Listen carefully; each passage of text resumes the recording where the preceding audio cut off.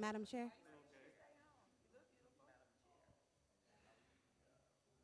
Madam Chair, you have a quorum. We're ready. I'm waiting on y'all. We're good to go? All right, fantastic. Good evening, good afternoon, evening. Y'all see where my mind is. Good afternoon, everybody. Thank you so much for joining us on your holiday weekend. We want to go ahead and get started to be respectful of everybody's time. I will start with a quick roll call. Let's see. Member Calloway is here. Member Williams. Member Larsosa. Member Tyus. Member Chike. Member Robinson. Member Collins. Member Parker. Here. Member Hicks. Here. Member House. Here. Member Hazel. Present. Member Ford. Here. And Member Jack. Here. We do have quorum. Thank you all again so much for joining us. Really quickly, I love to open my meetings with the mandate for Black people, and this time from Mary Hooks with the Song Foundation out in Atlanta. And it's usually a call and response, but today I'll just read it for you or recite it for you. It says, the mandate for Black people in this time is to avenge the suffering of our ancestors and to work to earn the respect of future generations and to be willing to be transformed in the service of the work. So that's how I like to start my day, how I like to start my work, how I like to start these meetings. And then we can go ahead and take a really quick moment to just silently reflect on the path that we took to get us here and where we are going in the future. So if you don't mind indulging me with a quick moment of silence.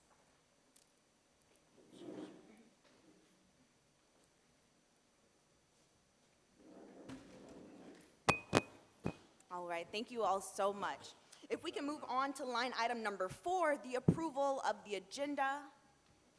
Madam Chair, I would like to make a motion to add public comments after new business. Okay, yeah, public comment after new business. Do I have a second? Second. Any objection to adding public comment after new business? Hearing none, that motion's been adopted. Thank you so much, Member Ford.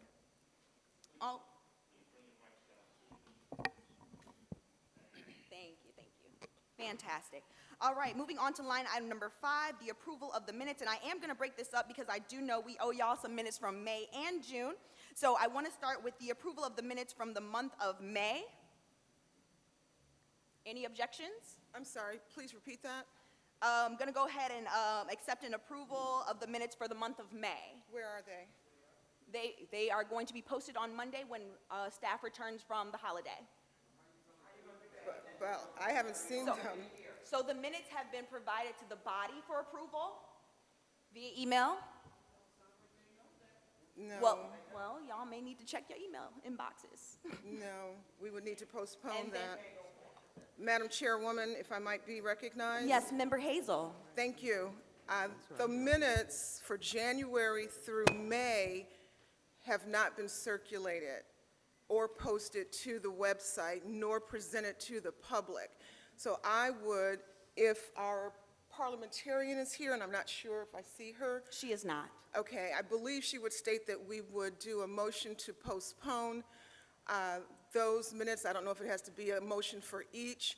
Okay. I do recall seeing the minutes for the June meeting circulated yesterday, which I responded to staff with revisions that staff responded that they received. But January through May, haven't seen them. So I would submit a motion to postpone the May minutes and until we can review them. All right, thank you so much. Do I have a second for that motion? All right, thank you so much, Dr. House. So the motion is to postpone the acceptance of the May minutes. Any opposition? One objection? Hearing no one further, that motion has been accepted. Thank you so much, Member Hazel. Moving on to our June minutes. If we can move on to the approval of the June minutes, which, Member Hazel, you did say you did see, and we did get your recommendations and suggestions for corrections, so thank you so much for that. Any other corrections to the minutes for June? All right. So any objection to accepting the approval of the minutes for June? All right, hearing none. Thank you so much. So those minutes will be posted on Monday online the moment that the staff for the city gets back into the office. Let me put that down. Ma'am. Yes, the last meeting.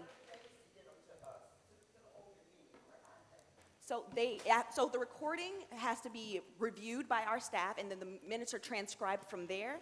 And then after that's done, we send them out to the body for corrections. And then once we get those corrections and they've been approved, then it goes to the city of Detroit for posting. So that's that process, and it does take a little bit of time. 30 days. It takes 30 days to do all of that. Well, it's not our main task. Like, we're doing a bunch of other things, and we only have 2 staff people. But thank you. Yes, ma'am. Thank you so much for that. Moving on to line item number 6, the treasurer's report. Member Hazel. Thank you, and good afternoon to everyone. So glad you were able to come out. The City of Detroit fiscal year 2024 closed June 30th, 2024. I received an itemized spreadsheet from the Office of the Chief Financial Officer the end of last month that reflects an invoice that I was not knowledgeable about previously that had not been paid but was counted against the Reparations Task Force expenditures, which is why it was not balancing out. And I kept questioning that, which I've reported to you each month. This is why I was not able to present to you a complete itemized treasurer's report, because there was a $2,000 discrepancy that conflicted with the information I've been provided and that which had been posted to our website. If you are reviewing that, there's one lump sum under operating expenses, but I wanted itemized as to what the actual expenses were. I requested an amendment or change to the Reparations Task Force bylaws to include oversight in the role and responsibilities of the treasurer so that I can be knowledgeable about all expenditures prior to funds being expended. Now that I have that information, I can prepare a complete treasurer's report, and you, the public, as well as the task force, will receive an itemized report at our August meeting. And I just want to let you know, I'm not finished. My apologies, Thank you. I'm sorry. The amendment I want the public to know to the bylaws reads as follows. Section 5.3.3 of the Detroit Reparations Task Force bylaws states that the treasurer shall be appointed by the executive committee and shall be responsible for the oversight, that's the word that was added, and coordinating of the budgets, finances, and financial records of the Reparations Task Force. The motion was approved unanimously on June 4th, 2024. Thank you. Thank you, Member Hazel. All right, moving on to line item number 7, the subcommittee reports. Are there any chairs that have a report to give? Member Parker. Yeah, the Housing and Land Use Subcommittee has met continuously every 2 weeks. But I want to just, and we're going to go through this reparations survey in a few minutes and answer any questions, and I'll be willing to answer any questions in regards to the housing and land use. But I just want to add that this is a short one. There is one online that has all the recommendations that were made by the Housing and Land Use Task Force. So I just want to comment on what those are. So when you do complete it, if you do complete it online, you have the option with some of these other items besides the 4 that are listed here in yellow down the bottom of the page. We also have one that we will create a trust fund so that we'll be able to do cash payments to individuals. Right now, the state law does not allow us, a municipality, to pay or to in any way give money to an individual in that particular city. But we're going to create a trust fund. We're going to raise money for it. So we will be able to do a number of things. One is an individual, if it's accepted by the city council, will get some type of contribution, or I should say not a contribution, reparations. We also want to have a $40,000 grant that's given to an individual that wants to get a mortgage. Again, that would come out of that trust fund because the city's not allowed to do that. And then the last thing under that trust fund would be a $40,000 for home repair. Anybody that's in the city of Detroit that needs their home to be upgraded, to meet some violations, or just to make improvements, again, out of that trust fund, they get up to $40,000 payment for that. We also are asking the city of Detroit to stop turning over delinquent properties to Wayne County. The system right now, after 3 years of not paying the taxes, the city of Detroit turns it over to the Wayne County for whatever that taxes are, and then the Wayne County has a auction, I guess you would call it, where they would then sell it to the highest bidder. We have lost a lot of homes in Detroit. People have had the misfortune of not paying the taxes, and then next thing you know, a private developer comes in and buys them up and sometimes renovates them, but we need to stop losing houses in Detroit. So those are some of the other things that you'll see on that survey that is online now, that you can complete, and at some point we'll be able to have them all in one form. But as you can see, this is quite a lot to be on one, and each of us have some additional ones that we're adding to it. So that's the report right now from the Housing and Subcommittee. Our next meeting is the first Monday in August. Remember the exact date, but you're all welcome to attend. Yeah, so the document that you guys received at the sign-in table does have information about how to attend the Housing and Land Use Subcommittee, as well as the Quality of Life Subcommittee. So if you did not receive this, make sure you slide by the sign-in table, make sure to sign in, and flip it over. It's double-sided, and you have both of information about how to join subcommittee meetings. Thank you. Yes, Member Williams. Okay. I haven't been around in a while, but I have been working on how we finance reparations. And it says funding reparation requires a multifaceted approach to ensure sustainability, impact, and here are several strategies to consider for financing reparations. 1, municipal financing. 2, state and federal grants. Philanthropy and private sector contributions. Community and crowdsource funding. Public and private partnership, tax policy, social impact bonds, volunteer and in-kind contributions. Those are some of the ideas in marijuana taxes. So those are some of the ideas that I will, in the next month, I'll give more meat to the potatoes with this, because we got to look at this from a broad perspective. So I will get that at the next, you'll have that at the next meeting. All right, thank you so much, Member Williams. Any other chairs would like to report out? Yes, Member Hicks. Yes, Madam Chair. This is not a report coming out of the subcommittee. It really reflects some of the work that is being done behind the scenes.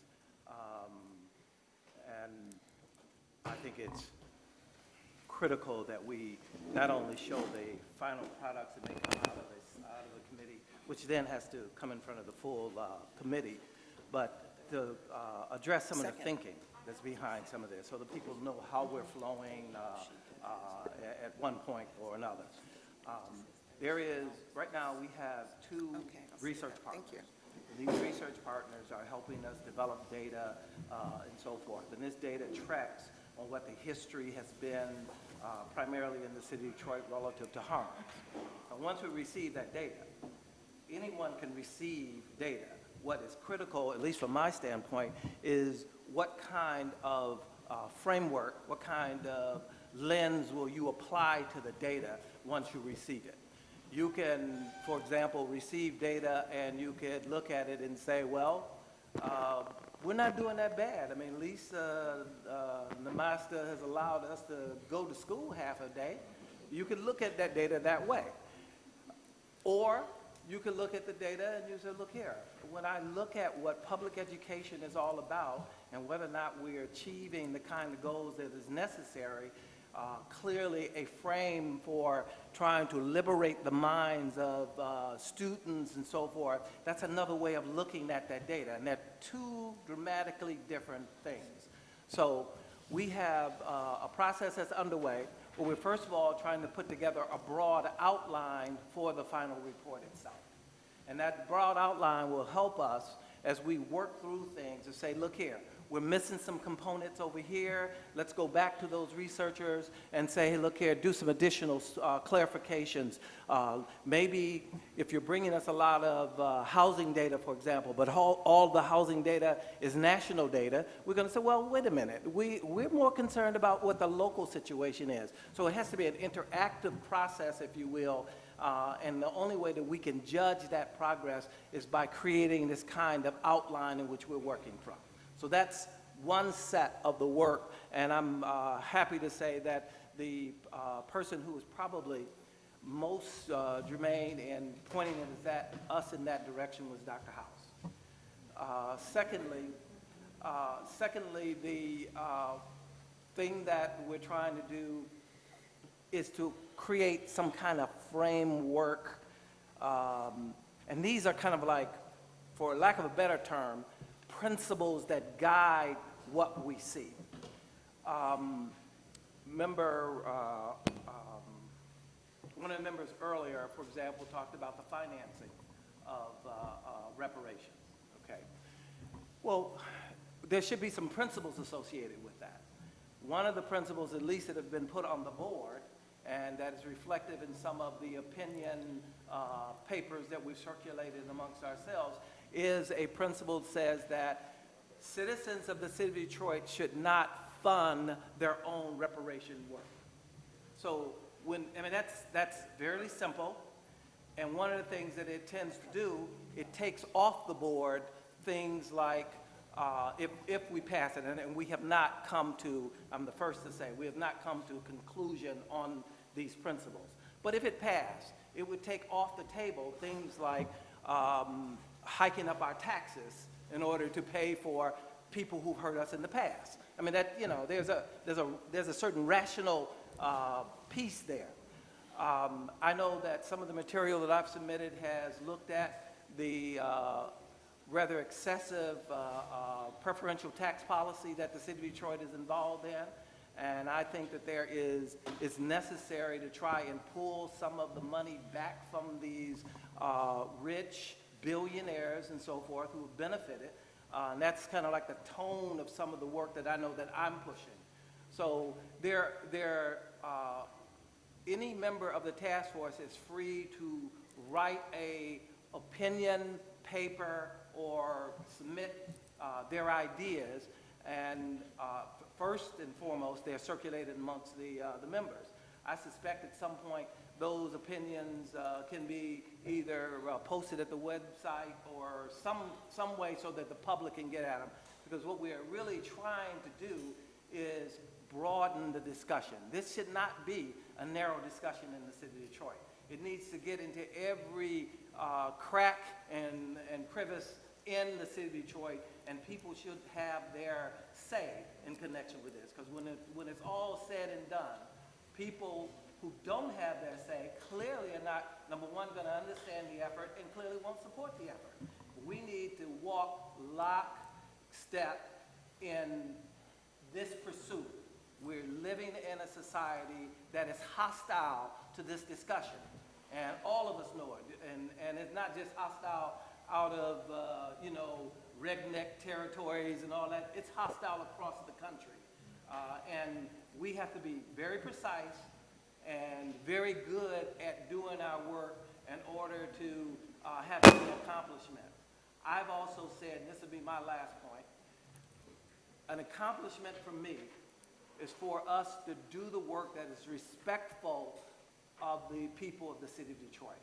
I don't know what's going to come out of this, but it needs to be a respectful endeavor so that we can sit back and say, look, those 13 people, they fussed and they fought and they did this and did that, but what they came out with is a document and a report that makes sense and contributes to the forward movement of our situation. And that's what we're attempting to do. Thank you so much, Dr. Higgs. I really appreciate that. Were there any other reports from subcommittees? Yes, Madam Chair, this is, Yes, Member Hazel. thank you for allowing me to speak. I chair the Quality of Life Subcommittee, and I invite you to attend and participate.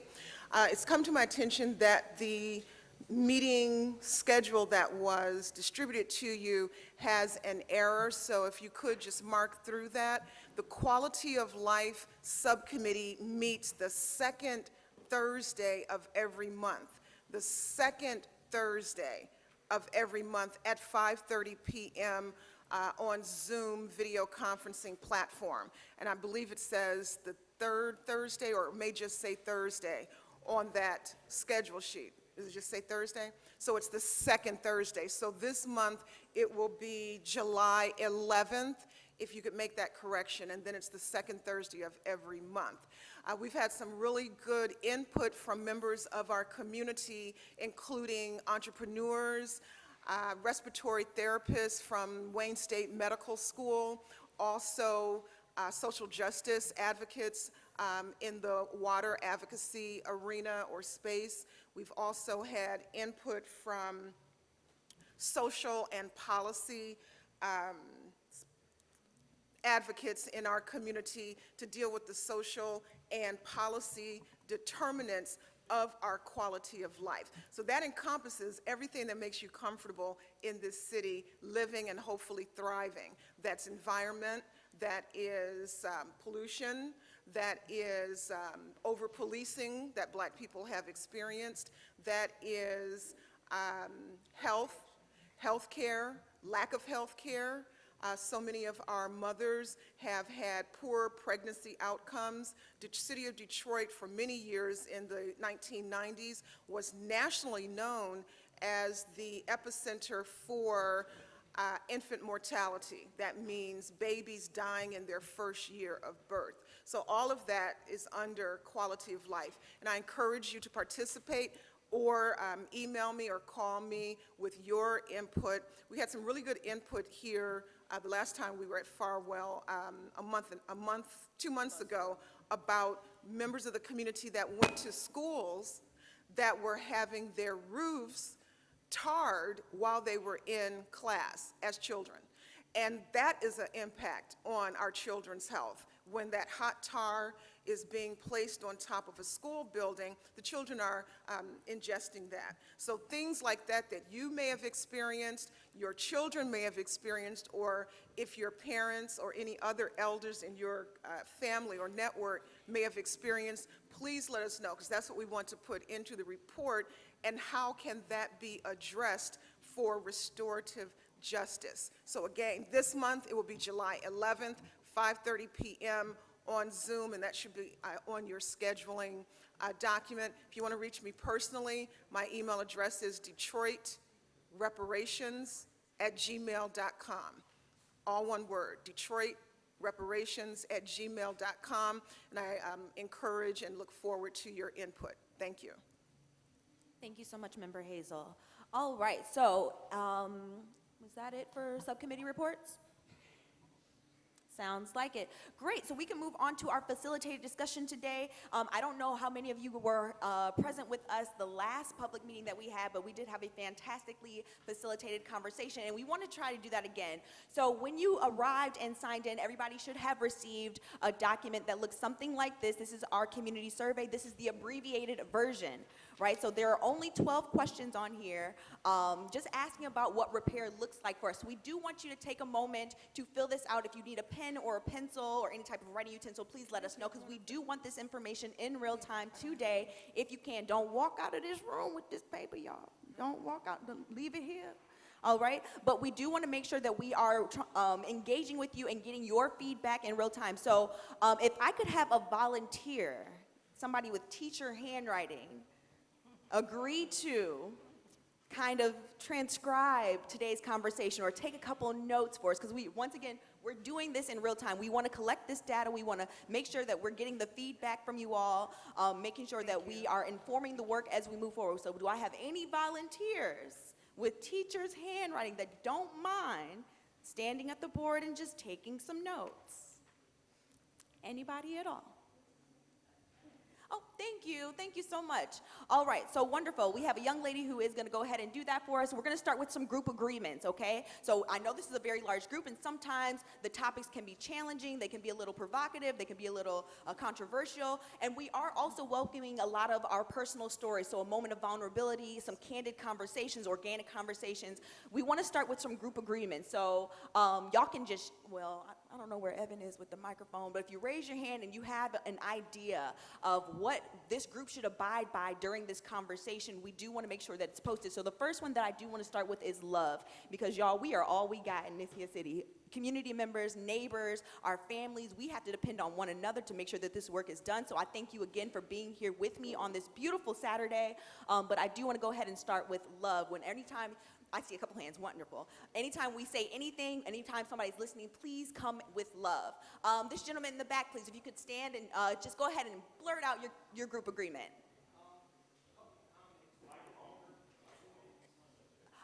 So this is for our facilitated conversation. These are just like words that we're going to use to make sure we're having a productive conversation. So like love and respect and just being open-hearted. But public comment is coming at the end of at the end of today's conversation. So can we put respect up there? Thank you. So we want to make sure that we're respecting the people with the microphones. We want to listen. We got 2 ears and 1 mouth for a reason. I got that from one of my teachers in elementary school, and it stuck with me. Any other agreements? Any other thoughts? You want to be open-hearted. Can we be open-hearted? Can we move in this space with a little gratitude? Grace. Grace is a wonderful one. We definitely want to give grace to each other. Listen. We do, absolutely, absolutely. We want to make sure we are listening, actively listening, not listening just to respond, but listening to contribute to the conversation, moving things forward. Any more group agreements? I see you all the way in the back. Yes, ma'am. Yes, let's remain decent and in order. I like that. Now, we're making sure we're going to stay on topic, y'all, all right? Because I know a lot of us, we grew up in the church and we can be long-winded. I myself am one of those people. We do want to make sure we stay conscientious of each other's time, and we want to be considerate of time. Any more group agreements before we start the conversation? Yes, ma'am.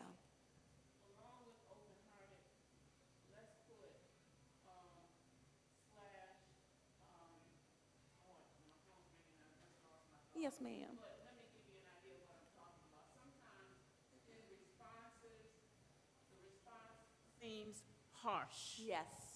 Okay, Yes. so I think it might be a good idea if we, along with open-hearted, be desensitized. Yeah. Maybe that's a word I want to use, because Okay. it's not directed at any one person, but sometimes it comes out kind of harsh. Yes. All right. I appreciate that.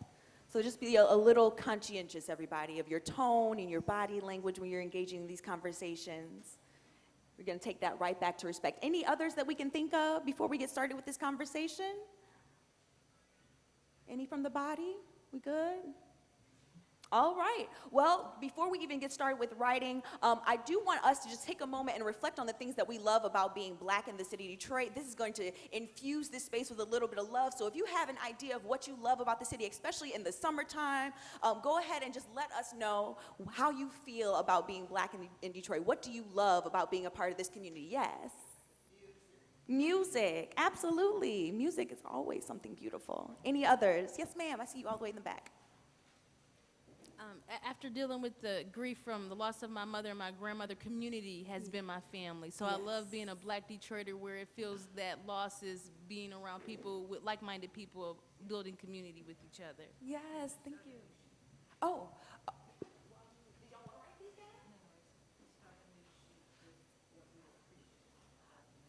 Oh, we weren't going to write those down. Did you want to write those down? Oh, yeah, we weren't going to write down. Oh, you're just making a little blurb. Thank you. But if you did want to start another sheet, we do have more sheets for you. Okay, community, that's a beautiful one. I love that. Any others? Reasons why we love being Black in Detroit? I know I love the culture here. I know I love our summer times. I know I love our cookouts and our family reunions. I know the fireworks went a little crazy a couple days ago. Beautiful displays, yes? Even in the neighborhoods, right? Anything else? Yeah, oh, yes, ma'am. Yes, ma'am. appreciate our great history here. Yes, the of all history. the Great people who have come out of the city, made great accomplishments, and our mayor, Coleman A. Young. Yes. Yes, the history and the people that this city produces, absolutely. Great talent, powerful leaders come out of this city. That's a good one. Any more? The river. The river, yes, our water sources, absolutely. That's a beautiful, beautiful thing to love about the city of Detroit. All right, well, we can slide right into the harm. So I know that we are here to talk about reparations, right? We as a people need a lot of repair, and I want us to just go ahead and start thinking about the things that may have caused us harm, the things that may have put us in some tough predicaments. So if you are comfortable sharing your stories, if you are comfortable sharing some of those instances, please raise your hand, and we're going to take some notes down because we cannot come up with any recommendations if we don't know what we're trying to repair, if we don't know what harms we are targeting. Yes, sir. Yes, sir. And then you're right. Convict leasing, If redlining, you could stand up, please. COINTELPRO, Yes. redlining, convict leasing. Yep. Yep. Convict leasing. Yes. Those are some really powerful hard hitters. Oh, well,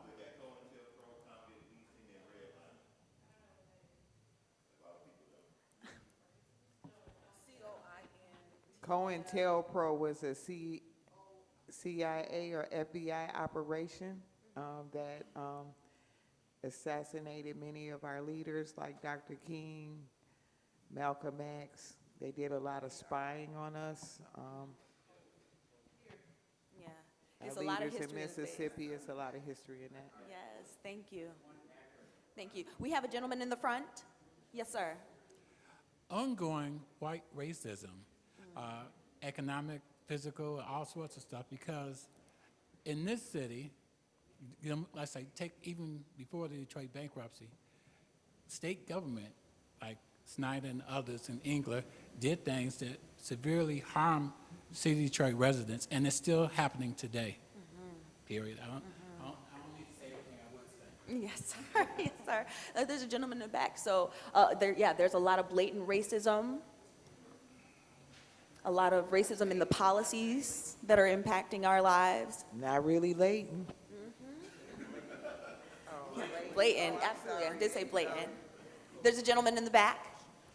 Yeah, policy above law. Oh, could you stand, please? I'm sorry.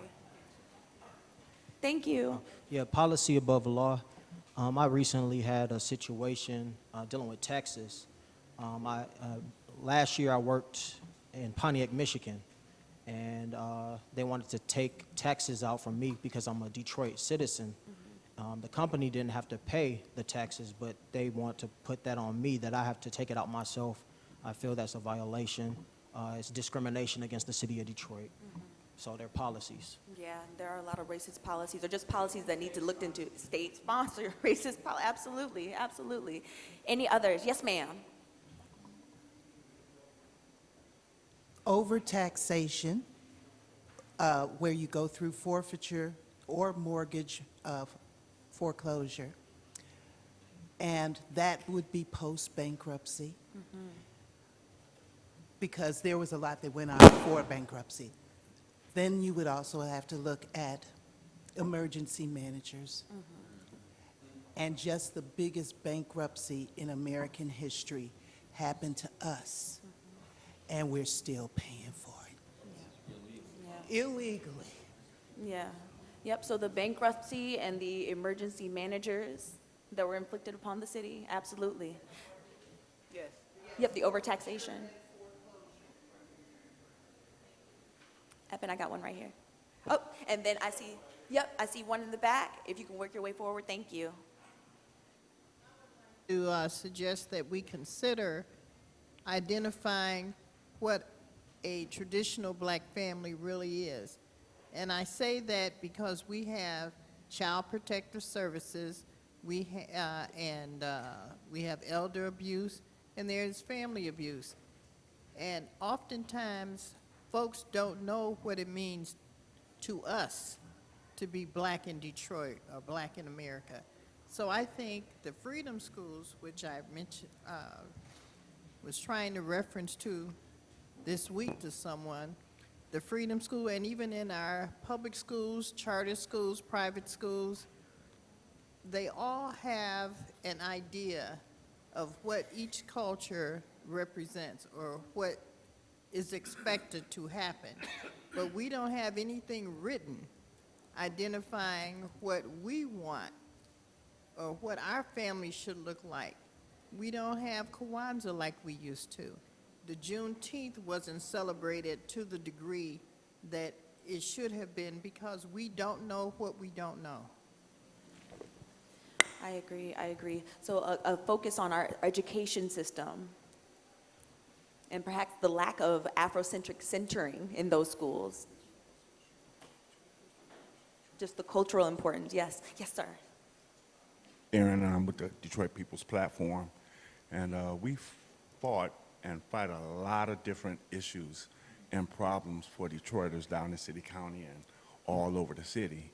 And I could get on here and talk about so many different issues, but there's one particular issue that I have right now, and I really want people to pay attention to it, and it's Sinai Grace Hospital.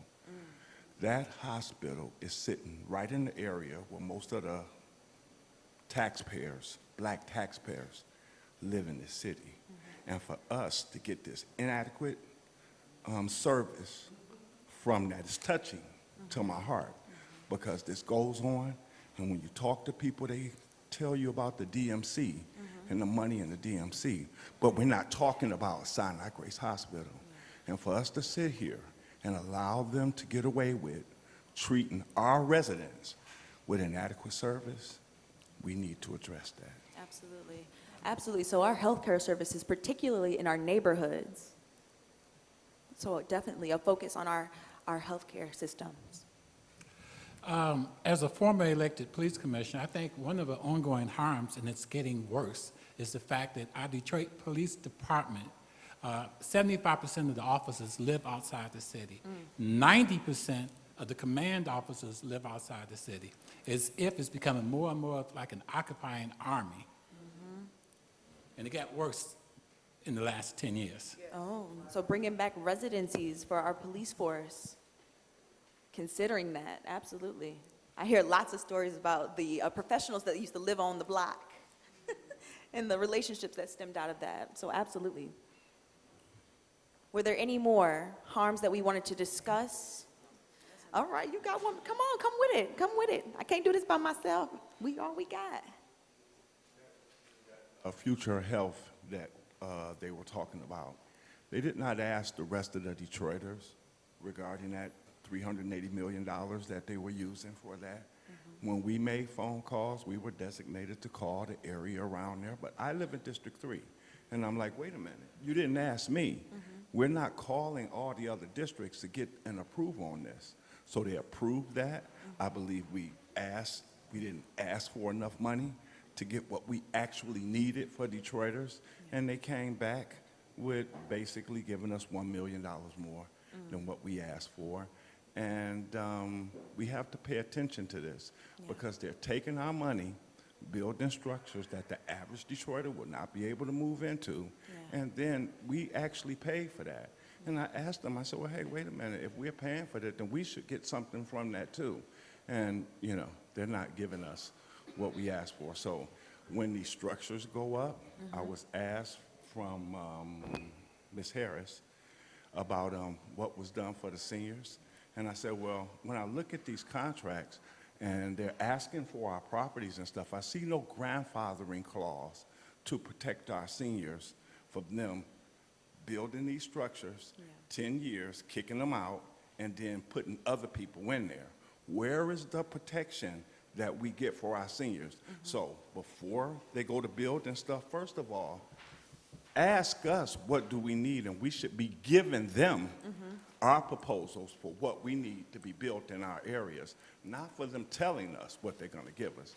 So we need some protection in the housings for our seniors, and we need to have some word about what's going up in our areas. Absolutely. So it sounds like affordable quality housing informed by the communities where these structures are going to be put, where the developments are going.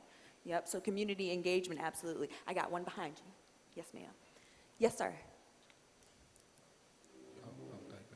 How y'all doing? I was going to say, I was going to go with the first one I would say is the biggest harm right now I feel is generational.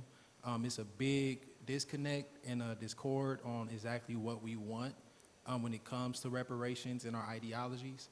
And then also another one I would say is NAFTA, because this is where the focus is, because it's what we're trying to get. With that North American Free Trade Agreement, it pretty much took a lot of labor jobs and manufacturing jobs from Detroit, which pretty much supported a lot of us in this city. And by that being relocated, even right now with Chrysler taking jobs to Mexico, Morocco, Brazil, it's affecting our labor force. I know education was on there, so I'm not going to go in depth with that. But we did have, it wasn't technically a historically black college, but it still was listed as that. And the harm in that is education. Up north, we have outside of Wilberforce and Central State, we haven't expanded outside of that. So actually looking at outside of this, because I'm looking at the survey, so I'm trying to stay on it. We're looking at Detroit public schools, but we have to start looking at our own educational institutions at this point, because we're demanding for things and want things that we're not going to get from their system at this point. The food, Michigan has, again, I brought this up, less than 100 black farmers. I'm very against urban farming because it's like sharecropping to me. I think we need to advocate for actual acreage in the state of Michigan, since it's one of the top 5 agricultural rich states in this country. Ohio and Indiana is in the top 10. I'm also looking at it like, again, developmental. Being honest, I was born and raised in Detroit, and I'm not going to take too much, but the harm is, again, we've been brought out our city. Access somebody 30 years old that's bringing in about 80, 90,000 a year, and pretty much all the programs are pretty much incentivized for low income.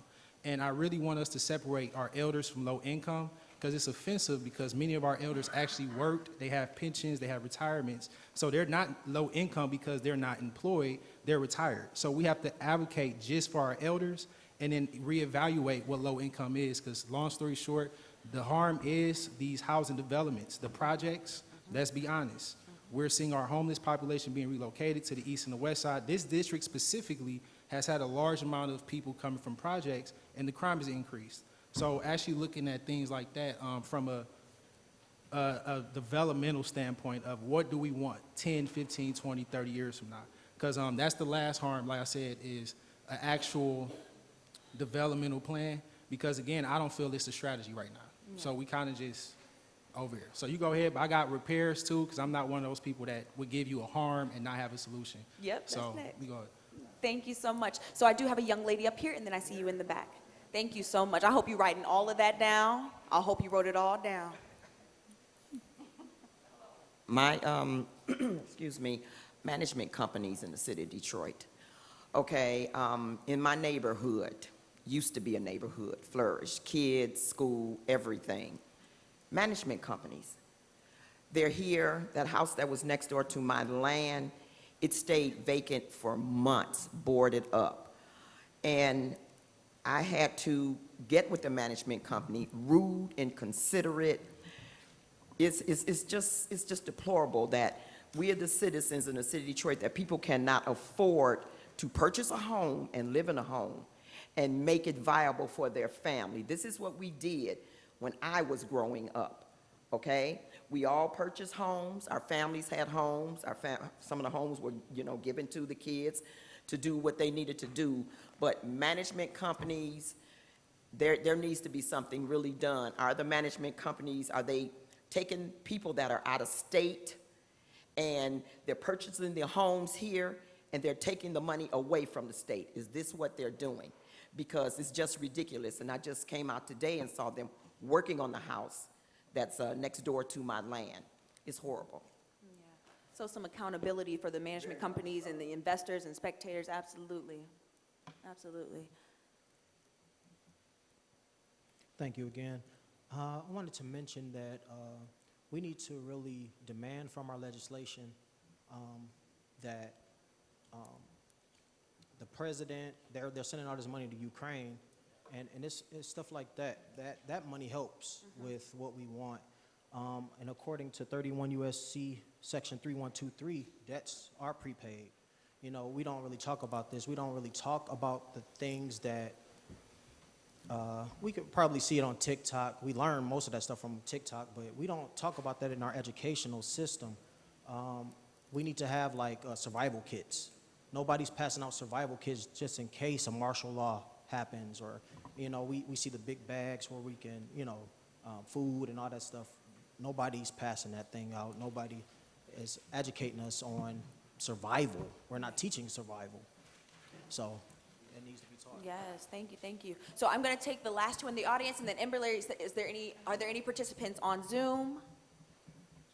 I see 3 hands. Yes, Madam Chair, we have 3 hands on Zoom. Okay, so let me take the 3 in the audience, and then we'll go to Zoom. Yes. Okay, absolutely. Yes. So I got 1, 2, 3. Okay, I think the city of Detroit now, and has been for a while now, helping to destabilize the community with this rain tax that they call a drainage fee. In that, we have a number of schools that was taken by the state of Detroit from Detroit Public Schools before drainage fee, which is a unapproved rain tax.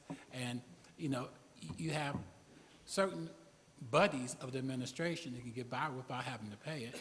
And you have the land bank properties can get by without having to pay it. But residents like myself, you know, as a senior retiree, what have you, you know, I think the rain tax is another thing that continues to harm us, that's not uniformly applied to every property. You know, if it was, perhaps it would be potentially fair, and also if they was to make the suburban communities pay their fair share, it would be better. But why should we, as black residents of Detroit, help to subsidize the surrounding counties? And that's what we've been doing for a long time. Yeah, that's a really good point. There's the young lady in the back, and then Russ. Oh, right, straight to the back.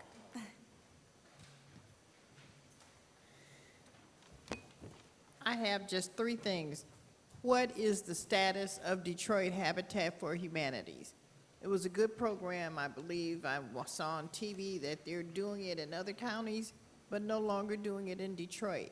That is an opportunity for us to be hands-on and to teach our young people while they are hands-on as well. Also, the land bank. We need education, training, and opportunity for long-time residents. I could not secure my grandmother's property when she passed away, and it stayed in the land bank 4 years untouched. It's not coming up yet. It's not coming. I still don't know its status. Who, when are we holding anybody accountable for the land in Detroit? These properties, and I think my grandma's property, which she bought in the late 50s, is owned by somebody out of the country. And that's so unfair when I've never moved out of the city. Thank you so much. You got a gent in the front? And then we can go to Zoom, Emberly. I'd like to amplify on some points that people have touched on already.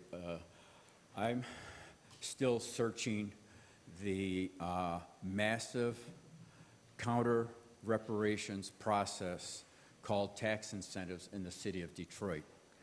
And anything that's going to address reparations has to take into account that billions of dollars are being taken from Detroiters and being given to outside billionaires, and there's no hammer coming down for practically any quarter on this.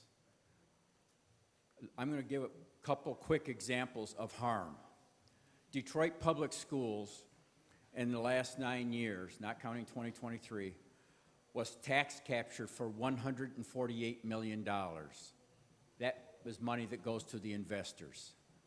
But their annual financial reports, they're the only taxing authority that has looked at the cost of tax abatements. In other words, money that they should have had but didn't get because they, you know, the billionaires, the Gores, the Illiches, the Gilberts are tax exempt. They lost $172 million from that. So that's $320 million from our schools in less than 10 years. I took the formula that from the school data and applied that to the Detroit Public Library, which was, you know, now we're talking about budgets that in recent years have been in the low 30 millions. They were tax captured for 9 years for $23.5 million. But if you apply the tax abatement numbers from the school district to everybody's mills, the library lost $26.9 million to these parasites. If you add up the tax captures, the tax abatements, the rain tax that Bill was talking about, and this undocumented, purposeless administrative fee that they're looting the library for, in the last 10 years, and you project, you put it in a 10-year framework, the library has lost $75 to $80 million, equivalent to 2 years of funding. This is enough to run 10 library branches a year, more than what we have now. The incapacitating of education in this city has to be fundamental, and the most fundamental instrument for addressing it is stopping the tax incentive process, as they call it, which is actually a looting process of the people. Thank you. Thank you. If we can hear from our participants online, and then I see you as soon as we get the 3 online. Emberly? Madam Chair. Yes, Member Yeah, Hicks? If I can just say something real quick. I don't know if everybody's alike. I mean, we're all alike. But as people talk about things, not only do we start with a basic idea, but when people talk, you know, it kind of pushes us toward other ideas and so forth, you know. So you may not get a chance to like really put forth your whole idea or your whole thinking process out in a short exchange like this. What I want to encourage people to do, and we have to just step up and do this, is write some of this down.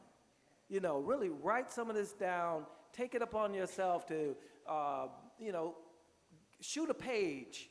You know, I mean, use that as an objective. Shoot a page to us to really explain what it is that you're concerned about and the ways in which you might think that we can address those types of things.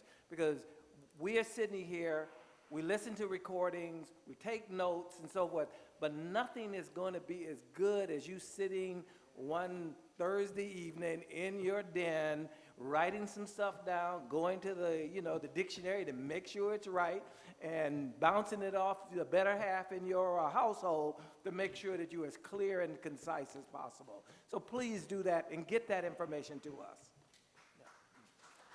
Thank you. Thank you, Member Hicks. All right, our participants on Zoom. Thank you, Madam Chair. We currently have 6 hands raised online. Our first hand is Tahira Ahmad. Thank you. Ms. Ahmad?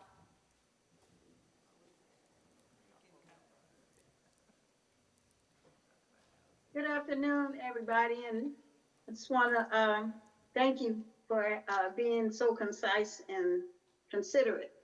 I represent the Black Legacy Coalition, and I want to put forth the a request for a resolution for the task force to demand the return of community and Native Detroiters scholarly direction, like rehire Charles Farrell to the Museum of African American History, return community control to the board of directors of the Charles A. Wright Museum, install the elected community representatives that we elected, the whole community elected to represent us, because right now it's controlled by a white supremacist corporate board of directors who have eliminated Black history, African history, and information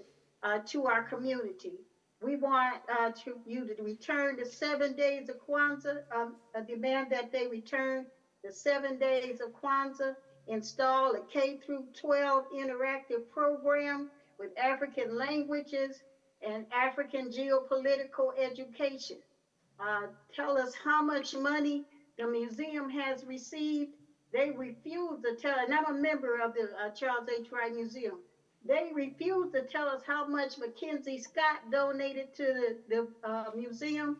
And we want full transparency, and we'll get that with community control of our Board of Education. That's our museum, not GM's, not Mike Duggan's, not these white supremacists who have taken over, and they started with bringing in the Thomas Jefferson exhibit, which said that black people, 600 enslaved people by Thomas Jefferson, were happy slaves, and Sally Hemings, who was enslaved by Thomas Jefferson and raped repeatedly and made to look like a concubine or complicit in that. So we want to ask that the Reparation Task Force make a resolution to take back our museum. Thank you. Thank you so much, Ms. Ahmad. Thank you. Who's next, Kimberly? Next, we have Cecily McClellan.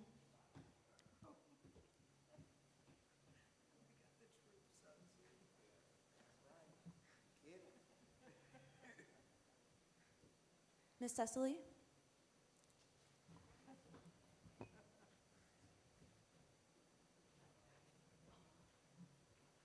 All right, we will come back to Ms. Cecily.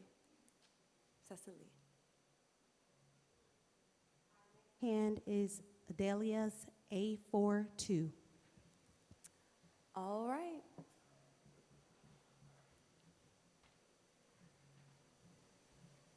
$842.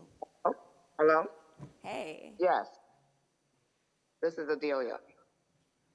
Hi there. How's everybody doing? Really well. It feels very healthy and very positive, and people are being nice to each other. That's a great start, Madam Project Manager. I wanted to go right to a very serious conversation about economics in Detroit. And as a representative of the middle-sized professional black firm population segment of Detroit, there's 3.5% firms in downtown Detroit, black firms. It feels like we're in the 60s when I start talking about this kind of stuff, because it's almost unfathomable that we are sitting out here not discussing black professional businesses' growth. And there is no DEI in the contract level at all.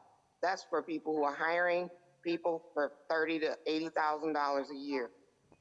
So I don't know if there's going to be some type of process where black firms are not going to die because corporations are not being held accountable for doing contract work with black professional firms in Detroit. And nobody wants to talk about it. They want to stand around and talk about starting businesses constantly, giving out loans to black startup businesses. I don't need a loan. I don't want a loan. I want a $2 million contract for my design company's services. It's very racist here, very separatist, very unsupportive, even amongst the black people. I mean, the city government. One lady was over Creole. She left for a reason. And now she's doing training and helping black startups and small businesses. And she's doing very well economically off of that population segment activity. With middle-sized businesses, we are waning. We have 2 engineering firms. Just start thinking about those things in Detroit. It is a real serious problem. I don't know if we're going to be able to fix it, but I'm on the national level of Reparations Now movement, and I'm pursuing the money.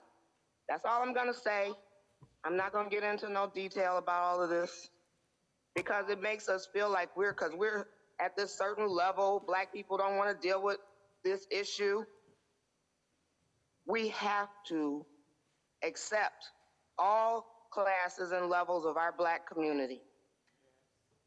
And the middle to upper middles are having trouble because these white upper class people are intimidated and they are repressing us greatly. We can't afford to keep suing them. to do business with us. So reparations now, hashtag reparations now. Go and look up a lot of that content.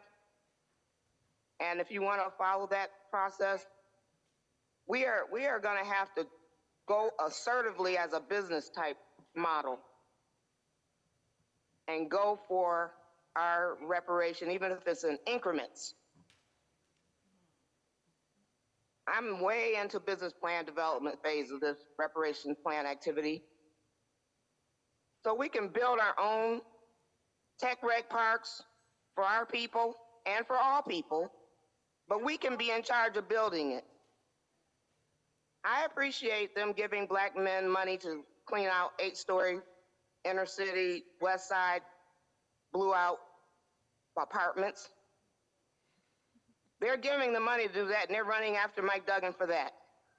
And some of those men are from New York. They're not even from here. They're aggressive Black men from another state because they're so desperate to get this money, and they can't get it from these other cities because they're even more racist. We are the top of the heap of Black.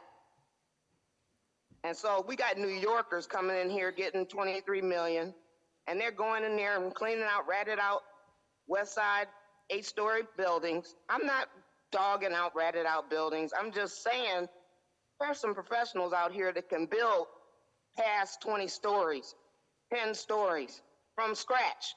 You don't need to keep cleaning out, ratted out buildings for a living as a developer.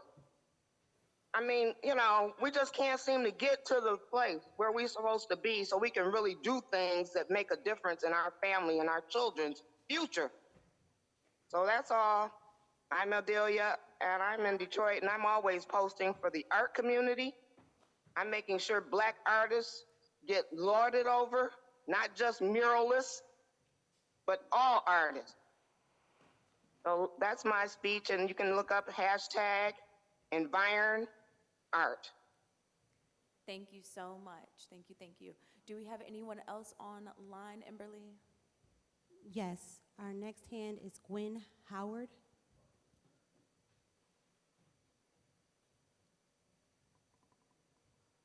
Miss Gwen?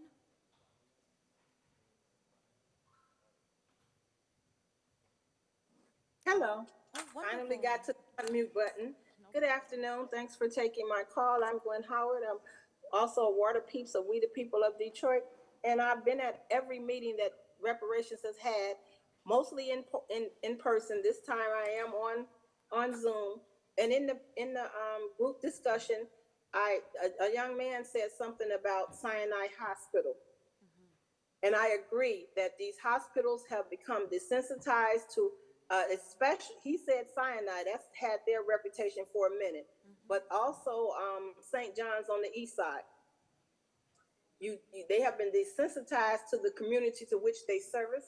I recently had a really bad experience with them about a loved one, but in talking to the people, because you never know who you're servicing, because they're not necessarily wearing their badge or their service duty or letting you know who they are right off the bat. They're just being real people in real time with the real issue, and a hospital that should be able to get real service. But the staff from the top to the bottom have been desensitized to that community, and they assume that everybody's a criminal and yada, yada, yada, yada, and that's how they service them. We really had to get with the administration and let them know that this is not how you treat people. Never been in that hospital for service before, but was unfortunately to have to find myself in there in a real desire to have service a patient being serviced. And the rudeness of the staff from the reception area up to the head nurse in charge was horrible. So that touched me when the young man said about Sinai, because I as a retired social worker, I understand their plight as well. But we need to demand our service in all areas. And this is real crucial because it could be life-ending or determining your outcome in life, depending on how you were serviced at this particular time. So I agree with him on that. I think that the second half of the way, the direction of the reparations is definitely positive. I think that the community input that you're getting will hopefully help weigh on your output that you're working on. I think that that they have been sensitized instead of desensitized to you guys' journey, and that's a good thing. So I can talk about a lot of things, but that right there kind of like made me stop and have to call in about the how we're being treated in our local facilities as Black people, as community people, as people that pay the salary for the people that are employed there. So I do think that from the institute all the way to the hospitals, that we need to look at that inclusive in our reparations, even though it's got a directive from the voters on what reparations you're working on. But all of it comes together because we're being downtrodden on in a lot of areas. But the hospital thing is real serious, and you need to. And I don't know how to address that, but if you guys can put a little light on it, shed a little light on it, it is definitely need to be talked about. That's all I'm gonna talk about today. Thank you and have an awesome day. Thank you so much. Thank you. So I do want to recognize Councilwoman Angela Whitfield Calloway is in the audience. So for those of you with any city issues, any policy issues, she is here. She is a listening ear. She is available. So please go ahead and write that down, and you can catch her on her way out. Were there any other people online? Yes, Madam Chair. Next we have Monica Lewis Patrick.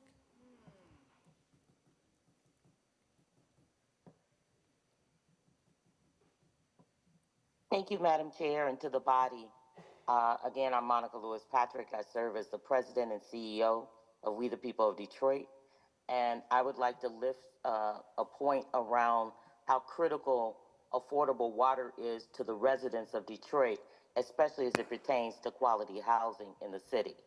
And so when we know that through the illegalities that were ushered in by the contrived bankrupting of the city of Detroit, the GLEWA, Great Lakes Water Authority, actually was created in a way that actually has codified inequity and injustice. Detroiters should be receiving about $220 million annually for the leasing of our infrastructure to the suburbs. And we are only receiving about $33.6 million annually. That major gaping budgetary shortfall is landing on the backs of Detroiters. We also must pay attention to the fact that Detroiters are going to see their water rates increase to the tune of 4% or more every year indefinitely. So even the folks that can pay their water bills right now will be struggling in the future to maintain access. One of the biggest weapons to move you out of your home, as cold as Michigan can get, you can live in your home without lights and gas, but if you don't have running water for 72 hours, you can lose custody of your children. The only place that we've seen that exercised has been in the city of Detroit. And then the third point that I would lift is the 83-17 split. Detroiters are paying 83% of the cost to process the combined sewage overflow for 77 municipalities and townships. That on its face is inequitable and unjust. And so I don't know about anyone else, but I know when you look at the demographics of Detroit, 40% of Detroiters live in abject poverty. 60% of Detroiters are single women of color with 2 to 4 children. And 70% of the people that work in Detroit don't live here, so they are not fully contributing to the tax base of the city.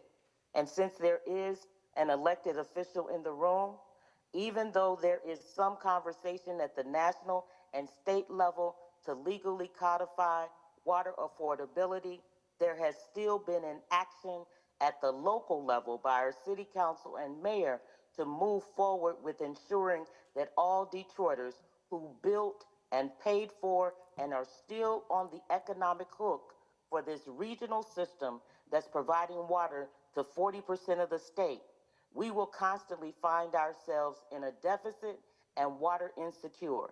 And for all of you that may need more research and data, we are fully prepared at We the People of Detroit to provide you not only the historical reporting that we have done through mapping the water crisis, the dismantlement of African American neighborhoods in Detroit, It is in a book. It has been filed with the Library of Congress, so that information is codified. We will also provide you information about water quality in the city of Detroit, which is deeply connected to housing quality in the city. And we also can provide you the psychosocial impacts of not having access to quality water, as well as what happens to the fetus in the womb when it does not have proper water and hydration. So we can give you the impact to housing, and we can give you and provide you data that will ensure that there is clarity that by not having quality water and affordable water, it is increasing public health impacts for Detroiters, it is increasing the lack of quality housing, and it will be a long-term economic burden for the residents of Detroit. Thank you so much for my time, Madam President. Thank you so much. So I do want to remind everybody of the time. It is now 3:20. We still do have 2 more segments to get through, so please keep your comments brief and on topic. We are talking about the harms that the city of Detroit caused their Black residents. We are talking about repair of those harms coming up next. I do have 2 more callers before we move on to repair. So for all of the harms that you just listed and all that you just heard, please start thinking of solutions to resolve some of those issues. Give me your ideas so that we can start talking about how to implement those things. Because we don't want to just be in this room complaining and having our own little pity party. We are trying to solve some problems, y'all. All right? So we got 2 more online. Yes, next we have Tiffany Dean. Miss Tiffany.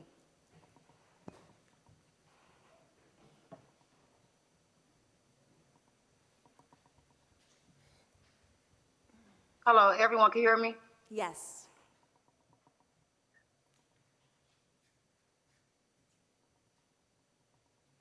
Miss Tiffany?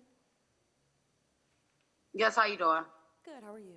All right, I had wanted to say something about, well, everything that everybody said today is the truth. I have been researching this stuff since I was like 12 years old. And, my ancestors were slaves. My grandpa, my grandma, all everybody in my family was slaves and stuff like that. And I got paperwork on it. But we need our own libraries and stuff. I have to walk all the way to Grosse Pointe to a library. They have like the libraries that's are open. They don't have like the books and stuff that we read.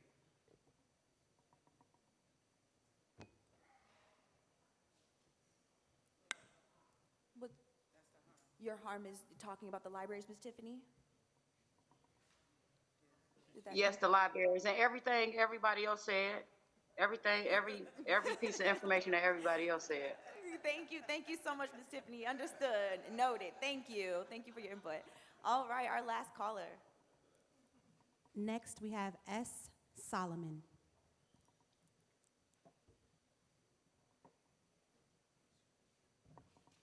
Yes, hello. Hello. Can I be heard? Yes. Hi. I am for reparations, for sure, but I'm for national reparations. I'm kind of confused as to whether the reparations that this task force seeks is for Black Detroiters or all Detroiters, because the things that people are presenting seem to affect all Detroiters. But we always seem to be redlined even within the city limits. I don't understand how we've been focused on the harm done to Detroiters for all these years, and we don't understand the end game from the task force. Because listening to the reparations task force, the focus has been on what has the harm been. I believe we all know the harm. You know the harm, the city council knows the harm, everybody knows the harm. But what is the end game? Because when you say Detroiters, there's others than Black folks in the city of Detroit. Are you focusing on only Black folks, or are you focusing on Detroiters? To me, I'm just trying to figure out what direction you're going in and what the end game is. Thank you. Thank you. All right, so we did with quite a few harms, a long list. Madam Chairwoman, may I be heard? I heard Member Hazel. Yes, absolutely. And I want to thank everyone for their comments. Also in the harms, and I want to thank Ms. Levita Davis for Davenport for being our scribe. I want to go back to the very first things that some of our residents mentioned was in terms of culture and history. And I can't remember the person who said it, but one of you did say it. Something we need to be very, very cognizant of is the erasing of Black history and culture in this city. And it's happening, you know, we can talk about it happening 70 years ago with the I-375 project, erasing neighborhoods, including Black Bottom and Paradise Valley, but it's still happening, such as a place where a lot of music was recorded as well as performed in this city. And that is, we're the Motor City, we're known as Motown, we're known as Music City, we're known as Rock City, and if we don't wake up and start taking control of our assets, it's going to erase the history that was created here. And I want to just say this because we have a multi-demographic here of ages, but just kind of nod your head or raise your hand if any of these artists resonate with you and the soundtrack of your life. Smokey Robinson and the Miracles, Thornetta Davis, right?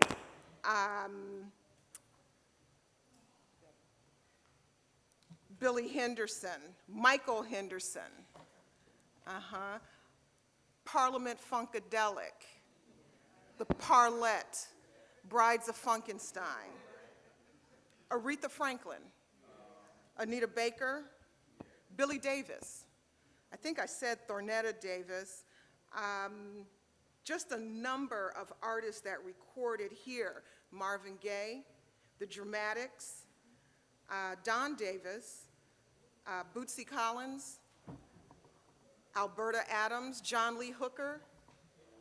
Any of those people resonate with you, they recorded at United Sound System Studio, located at 5840 2nd Avenue. That new 2nd Avenue bridge is there. The state of Michigan, Michigan Department of Transportation, is slated to demolish the building, which is a recording studio, for expansion of I-94. So we always talk about I-375, but I-94 took a lot of our houses and our history and culture. So did I-96. And so under harms, we have to be very cognizant that there is an attempt to erase our history by demolishing places and spaces where the music that resonates with us as a part of our life soundtrack was recorded, and then other places where that music was performed. So we need to really think about the erasure of our history and culture, because if we don't stand up for our buildings, our spaces, we're going to be known for Alice Cooper. We're going to be known for Bob Seger.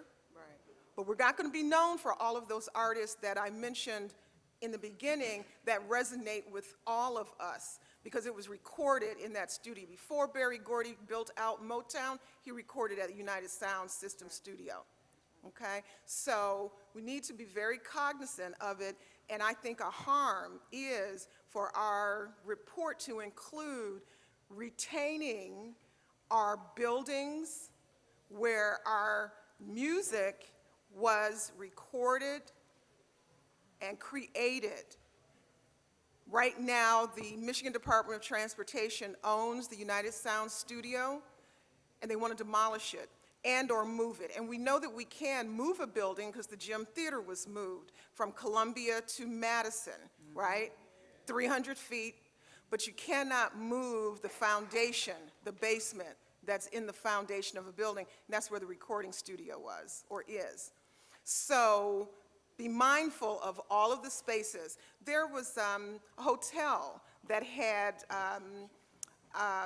Carver's name on it that has been sandblasted off, and now it's some other kind of bed and breakfast that's not owned by Black residents. So there's a lot of our history and culture is being erased, and that is a significant harm, because when we're all gone, our children, grandchildren, great-grandchildren need to be proud to know that we, Black people, created and contributed to the fabric of international culture, because that's Thank where you, our Member music Hazel. is international. Thank you so much, Member Hazel. We do have to move on. We do have a few more segments that we need to get through today. Dr. Robertson, really briefly. I don't know if I know how to be brief. Figure it out. I'm Dr. Jeff Robinson, so I'm the chair of the Education Committee. And I've received many emails about the Education Committee meeting. And one reason that I've been sort of hesitant is because my goal as the chair of that committee will be to give us all a proper understanding of what reparations is. From this conversation today and past, we're all over the place with where reparations could come from. We're all over the place, and we really need to focus. And I don't, and again, I'm gonna be brief, but to that end, my day job, one of my day jobs is I'm a critical race theorist. That's what my degree is in, that's what my training is in. I watch the manifestations of race on the economics, the politics, and the education of people. Detroit stands at a precipice right now. We need to bring ourselves together and focus for the demand that we're going to make here in the city of Detroit and to the state of Michigan. The other day, we just got through celebrating the 4th. And, you know, it wasn't the 4th of July. It was happy 15 days after Juneteenth Day. That's what it was. But I'm saying this, and I'm going to stop, Madam Chair, but if ever we need to focus, it's now, because part of being a critical race theorist is also knowing about racial realism.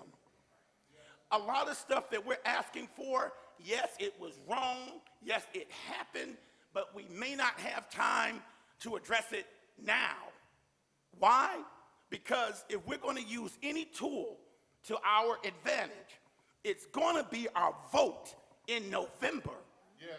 Because we're standing at a place where there's legislation right now that politicians in the Upper Peninsula are theorizing. The Republicans are waiting to try and take control of the House and the Senate again, to push some things down on Detroit that will stop this whole conversation. Yep. So I'm a little frustrated because we're going to get information out. We're going to let you know and give you the different versions. This conversation is going on all over the country. But Illinois, they got it done. Yeah. Whole lot of harm happened in Illinois. But they got it done, got the money, and they started. I don't know what ours is going to look like, but people, I want to echo what Dr. Hicks said. Please take the time. We got to get out of this Messiah complex and think that somebody else is going to do for you more and have you at the heart more than you ought to have yourself at heart. Yeah. Learn about it. Be ready to contribute to these meetings and guide us, because we're not going to be perfect. We're not going to get it all right, but it should be a conversation. This room ought to be full. It ought to be full because we all been screwed over by this city, but we teach people how to treat us. Fred Douglass, we all should have looked at him the other day. Power concedes nothing without a demand. Mm-hmm. We teach people how to treat us. Michigan thinks they can get away with doing anything to Detroit. They took our water. They took our parks. I'm gonna stop. But if water, we own a water system. My grandmother worked as a maid for 40 years, paying taxes. She paid for Cobo Hall. She paid for that water system. And now we only get $50 million a year out of a $3.2 billion industry.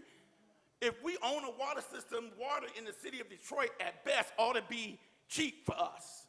But we're paying more for it. So again, my whole spiel, please people, study, get an understanding of what reparations is, and guide this committee, because time is not long as it has been.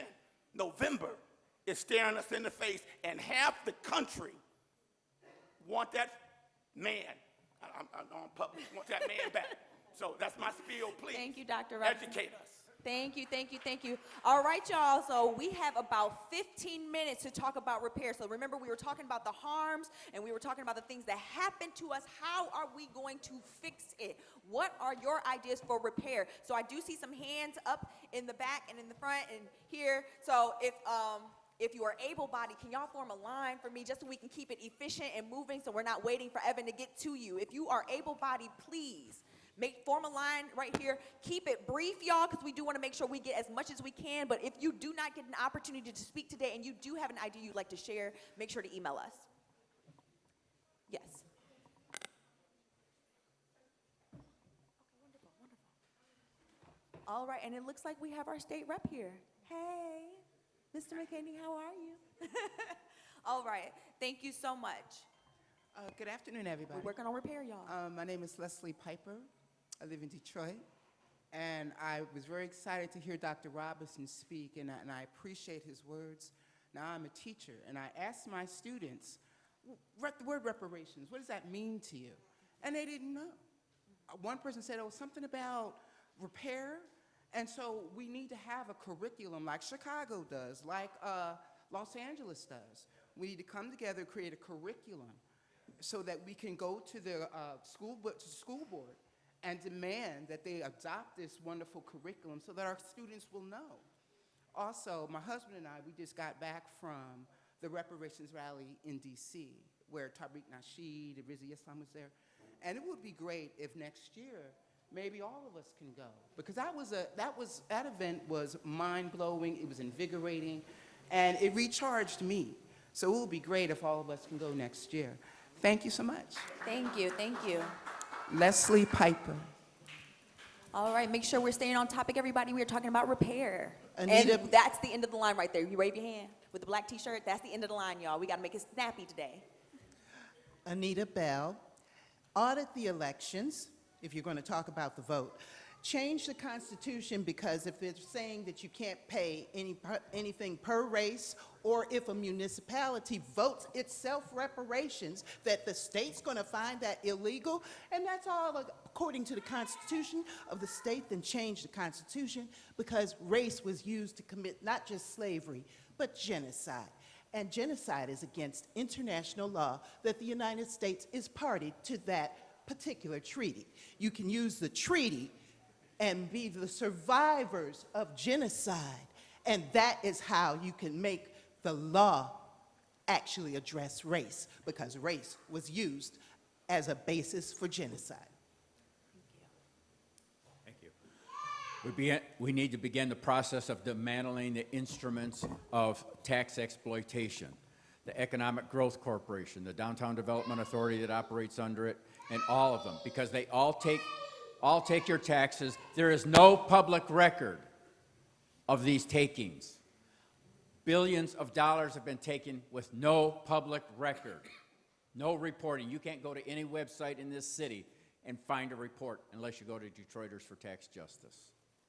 That's not the way it's supposed to be. Russ Ballant, co-coordinator. And there has been legislation, resolution from City Council saying stop tax capturing in schools and libraries. We need to stop all tax captures.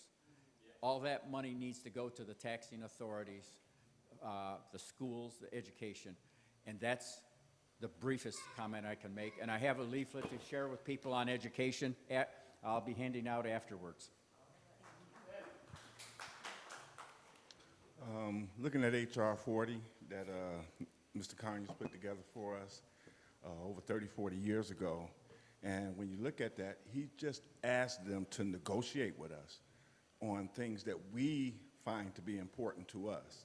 When I looked at that, originally, I didn't see an agenda on there that we could say, okay, this is what we're going to do with this money if you give it to us. So when I came here, I looked and I see we do have a certain agenda, things that we're looking for. We need to enhance that agenda. One thing, though, and this is outside of what people may think about, we were taken from Africa. And taken from Africa means that we lost out on African things that we should be able to get. So the United Nations have told the United States that they're guilty. They owed us this money. So since they don't want to give us this money in our hand, let us negotiate with our African brothers and sisters and say, hey, we can use some of this reparations money to help build our society up and help build their society up. Because after all, we got screwed over twice, over there and over here. Thank you. Thank you. Darren Petway, Detroit People's Platform. Thank you. Repair that I would like to see is the return of our court. Recorder's Court was closed about 30 years ago, so they took away our vote. So every other municipality has their own court and their own jury of their peers. We no longer have that because we have to go out through Wayne County. Grosse Pointe has their own court, East Point has their own court, but Detroit's court was taken away, instituted by the state of Michigan to take away our vote in our jury pool, which means that now the majority of us are destined to go to prison. They also, the state of Michigan also took over our schools, our water department, our parks. So I'd like all of that to be returned to us, and all of these so-called quasi-public private institutions that have been created, they need to be removed. There's no such thing as public-private. Public dollars are for citizens and should be determined by the people we elect, our city council. Mr. Illich and all those other people should have no business determining where our tax dollars go. Like you said, they've created this institution where they're stealing money from our libraries and our schools. All that needs to stop immediately. They should not have any determination. First of all, they don't even live here in Detroit, so they shouldn't be making any determination about our tax money that's coming here from the federal government or the state of Michigan. Everybody needs to get their hands off of Detroit because they've actually just decimated your vote, because whatever you vote for, it doesn't even matter because your people are not giving any power to make any decisions for you. Our city council is not operating for us. They're operating for the corporations. So if that's the case, then we don't even need a city council. We need to just have a city manager and eliminate it, so then we can target the person who's ever doing the wrong. Because at this point, we're not getting anything for our tax dollars or our votes. So I wanted all those things to be eliminated for repairs. Thank Could you state your name? Thank you so much. Kimberly Canty. Good afternoon, Attorney Norel Hemphill. I work on water affordability with We the People of Detroit. One of the things I always raise at these meetings is that we need the return of the water department. Right now, it's on a 40-year lease that automatically renews. So we need to really get into that GLEWA agreement, that consent decree that gave way to the GLEWA agreement, and unscramble that egg. As far as the law goes, a lot of people like to say that the egg can't be unscrambled, but that is not true. We've seen how laws have been weaponized against us time and again. The laws that we thought would never, ever be overturned, we've seen them being overturned in record numbers. And also in the city of Detroit, you have these agencies which are quasi-governmental departments. The issue with that is that we don't have access as residents to them, and that's to the data, to the control, and we need less of these people who are appointed and more people who are elected that are representing the citizens of Detroit. Thank you. Thank you. Good afternoon, Council. My name is James Chandler. I'm a civil rights activist in Detroit, Michigan, and I do have a structure of a solution that could move this forward. I started a petition. It's called 2024-202. It's a civil comprehensive petition. And along with HR 40, Mary Sheffield, our councilwoman, she has a reparations task force as well that I think could slide in, that could boost. Okay, it's just us. Okay. We are the ones. Okay, you're right, exactly, in District 1, right? I have my petition, and I would like to mention a few things in it. to implement fair laws befitting the American Constitution, the Bill of Rights, signed years 1776, 1789, implement affordable court fees, no more than $50, implement that every state should have the same policy laws as written in the Constitution, Bill of Rights, signed 1776, 1789, no to private policy, it is unconstitutional, implement the demand for African American, Black Negroes reparations. I'm just going to mention a few. Implement personal legal advice to be given from any judicial personnel to those in need if they intend to keep their employment. Implement survival assistance, free survival kits in case government shutdowns, martial law. Implement that banning of all natural healing, holistic healing methods be stopped. Implement the abolishment of immunity per case law Melly versus Briggs, 475 U.S. Harlow versus Fitzgerald. Implement bills like Project 2025 as terrorist attacks. It is a constitutional threat. And implement into law all the details of my petition, or they will have to confiscate resources that was stolen and give it back to its proper owners. That should be demanded. So I think that if we will push this petition, and I would like to join with the task force. If I can partner with you guys, I would love to talk with the councilwoman, share the petition. I think that this would, along with those HR 40 and different things, could push it forward. Thank you for your time. Thank you so much. Peace to the Black family. My name is David Piper. I feel as if I got a solution for pretty much everything. Lineage-based cash payment reparations for Black American freedmen. The reinitialization, restart of the Black Freedmen Bureau. Everything that the Red Natives get is the same thing that we should have got in the beginning anyway, along with tax exempt status. Last thing that I want to mention is that I've been paying very close attention to California Reparations Task Force, and they're moving real fast. They're moving, and I love the way that they're doing. The thing is that are we paying attention to what they're doing, and are we coming to an understanding of trying to mimic it? That's all I have to say. Thank you. Thank you so much. Thank you, thank you. All right, do we have any callers online? Emberly. Yes, Madam Chair. Our first hand is Tiffany Dean. All right, Miss Tiffany.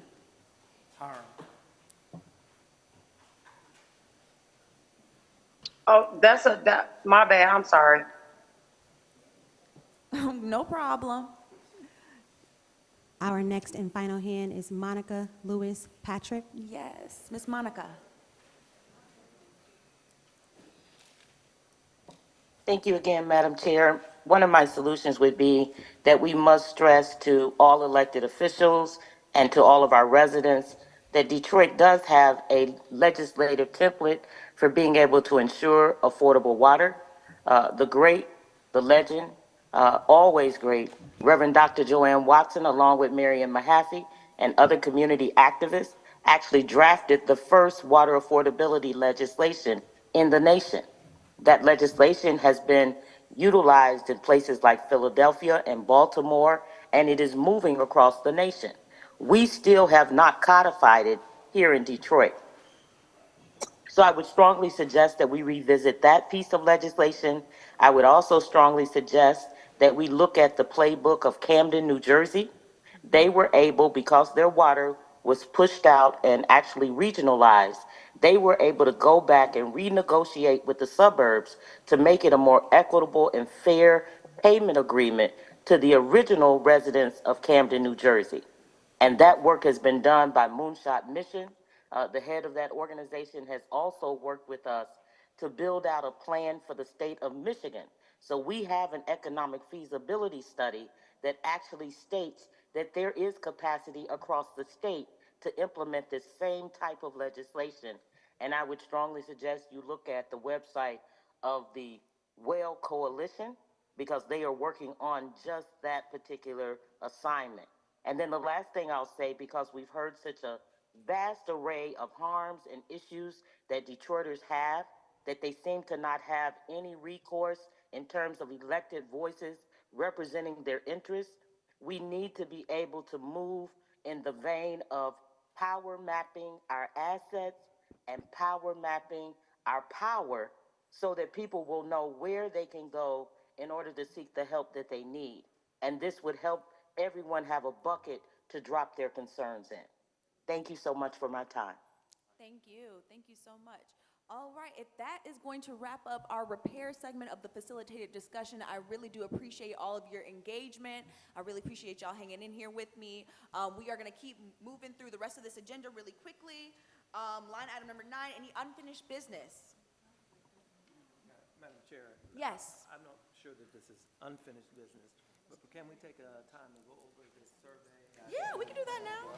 Yeah. All right, so wonderful. So everybody that does have a survey, did you get an opportunity and ample enough time to complete it? Because we do want to collect these when you're done. So Dr. Hicks, did you want to go ahead and go over the survey? You just want me to make sure everybody did it? No, you can go right ahead. You want me to go over it? Unbelievable. Unbelievable. All right, so, well, that's fantastic. If you did not get an opportunity to fill out that survey, please do so. We want to collect those before you leave today.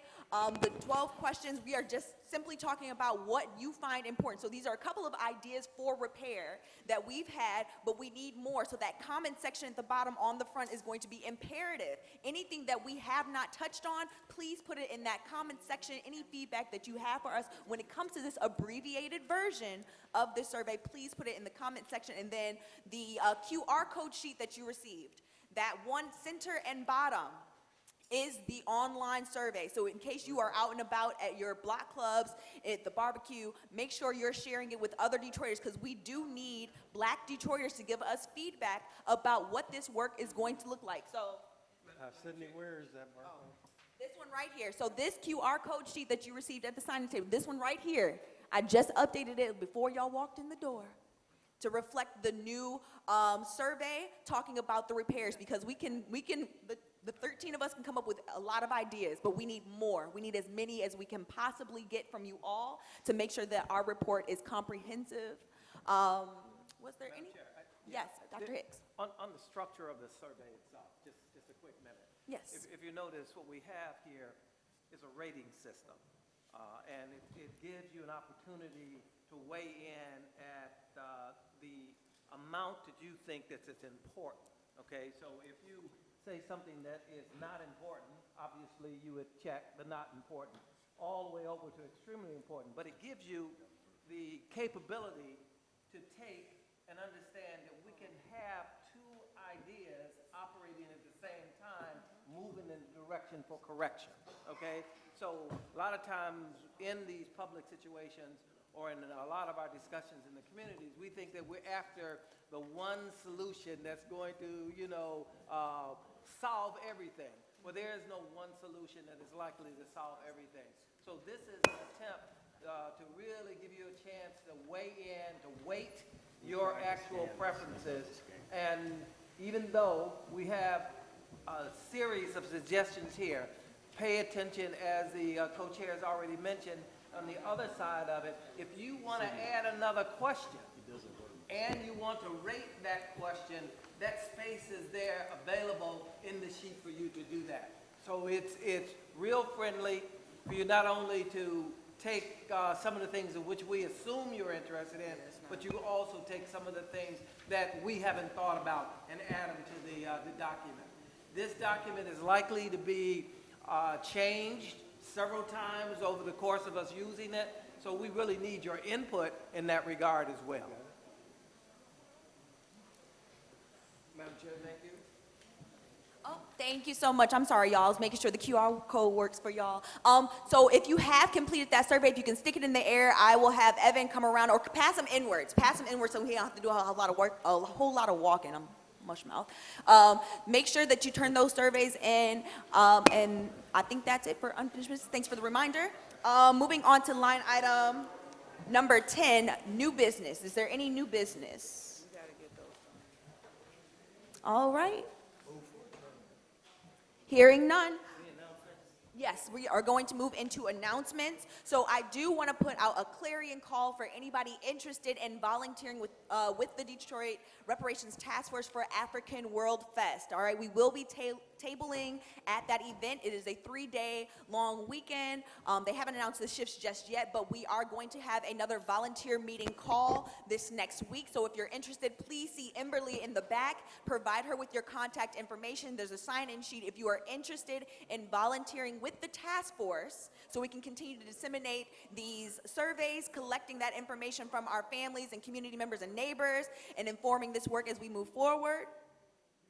And then also, if you know you're going to be hosting a block club party, a barbecue, a cookout, a family reunion, or anything like that, we do have our community liaison, Evan, who is looking to pack his schedule, talking to y'all and y'all's neighbors about this reparations task force and anything that we have going on. Once again, we are trying to ensure that each black individual in this city is engaged with this process, because we cannot do it alone. So if you have anything on your calendar for your neighborhood, for your block, for your church, for the children's schools, please get in touch with Evan. Let him know what time, date, and he will make sure to try to accommodate. And the last thing I have is to turn in the survey. So once again, if you have a survey in your hand, please fill that out. Make sure that you turn it into one of us, or Evan or Emberly in the back. We really do appreciate you. If you need any more copies, get in touch with us. We will make sure to try and get you some, or at least get you the digital so you can print them off. And with that being said, is there anything that I'm missing, team? Anything at all, announcement-wise? No, but I do want to say, Madam Chair, you did a fine job at chairing our Thank meeting. you. I'm serious. Thank serious. you. Thank I think you, it was y'all. very Thank you. I'm productive trying and up so here. forth, yes. All right. Thank you. Thanks, everybody. I can't do it without y'all, so y'all better come back next month. And you better go learn and read and listen. We got y'all. So the more you bring to me, the more I can give to you, okay? With that being said, I am going to open the floor for a motion for adjournment. Oh, I did. We don't have time. I'm sorry, y'all. I apologize. There is a segment on here for public comment. I skipped right over it. There's a lot of writing on here. So public comment, we can have y'all. Is there anybody online for public comment? Because I feel like the facilitated conversation was a lot of public comment. Madam Chair? Yes. We currently have 3 hands raised online. Okay, fantastic. 2 minutes? Yes, if we can give them 2 minutes, and then there is a lady in the back. 2 minutes left in the meeting. Oh. There are 2 minutes left in the meeting. Okay. So we have Oh, Lord. All right, well. Our first hand online is Betty A. Warner. Yes, Ms. Warner. My apologies, everybody. I got notes all over this agenda. Ms. Warner? Hi, hi, my name is Betty A. Varner. That's V as in Victor, A-R-N-E-R, and I'm president of the Soda Ellsworth Block Association. I have 2 things for Mr. Evan. How do I contact him? We are having an event August 3rd, neighborhoods event, Arise Detroit Neighborhoods Day, and we're going to have a resource fair. And I would love to invite him or someone from your team to come out and be a part of our event. So how would I contact someone? And then how do I get on the list to attend the committee meetings? I can't attend in person. I have health challenges, don't drive, but I would like to be able to attend by Zoom. All right, thank you so much, Ms. Varner. We will make sure to get you the email address to send us all the details for your event. All right. Madam Chair. So you have my information. How are you going to do that? We're about to give it to you right now over the phone. Okay, do it slowly, please. Thank you. Yes, ma'am. Yes, Madam Chair, our email address is reparations@detroitmi.gov. Again, that's reparations@detroitmi.gov. Or you may give me a call. My name is Emberly Vick. I am the project manager for the Detroit Reparations Task Force. My telephone number is 313-542-5488. Again, that number is 313-542-5488. I want to repeat the email address just one more time. reparations@detroitmi.gov. Thank you, Ms. Varner. Our next scholar, we got two more. Our next hand is Tiffany Dean. Just lowered her hand. Our final hand, Ms. Dean just raised her hand. Ms. Tiffany Dean. Quickly, Miss Tiffany. I'm sorry, I'm on this phone. I was trying to see by me being online, would I be able to get a copy of the survey? Yes, it'll be made available online. Oh, okay, and I'm trying to see, will it be, like email addresses and phone numbers, I can call because I'm running for mayor this year? Okay. Well, shoot us an email, reparations@detroitmi.gov. Send us all the Okay, details, okay? Thank you, Miss Tiffany. Okay. Next caller. Our final hand is Monica Lewis Patrick. Miss Monica. Yes, ma'am, Madam Chair. We'd just like to ask two questions. One is, can you provide us a status update on whether or not the task force, in terms of the time, is going to be extended beyond the October deadline? And the second question is, can we also be provided at least a briefing around the drafting process for those of us that want to be able to provide written documentation and information to beef up the overall packaging of recommendations? Absolutely. I have your contact information, Miss Monica, so I will give you a call. But Emberly, if you did want to go ahead and answer those questions for her. Yes, Ms. Patrick, if you could please email me at reparations@detroitmi.gov. I will make sure that you receive an update on the report. And also to everyone in the room, those documents will be posted online at detroitmi.gov/reparations. That's detroitmi.gov/reparations. All right, and with that being said, thank y'all so much for your patience. Thank you for the reminder for public comment. I appreciate your patience, y'all. Oh, we got one more. I'm so sorry. Started blending in back there. I see you. Yes, ma'am. Just a request that the subcommittees, can they be on Zoom? They are all on Zoom.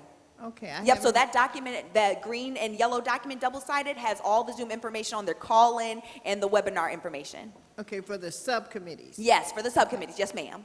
All right, that's it. Anytime.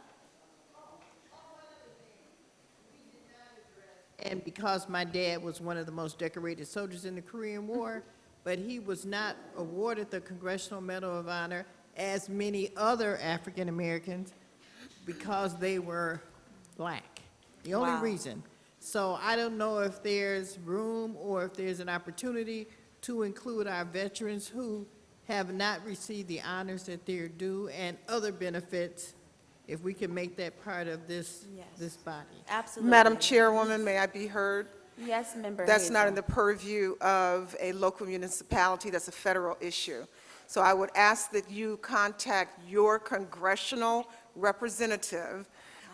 If you live in the city of Detroit, that's either Congressman Sheree Thanadar or Congresswoman Rashida Tlaib, or your United States senators, presently Gary Peters or Debbie Stabenow. As a former congressional employee in the United States Senate and the House of Representatives, that's what those staffs do. One of my uncles was one of the first black men to integrate the United States Marines. That came from their United States Senator to the President and the Congress for him to get a congressional medal. So please, just this, the difference, it's not in our purview, so that would be your congressional representatives. Thank you, member Hazel. All right, our last comment, last comment. No, you will not adjourn. My name is Pamela Dewberry, and my request, as I've been coming to these meetings, can we please get minutes? You know, I like to read through the minutes. I'm quite sure everyone else in here likes to read through the minutes, okay?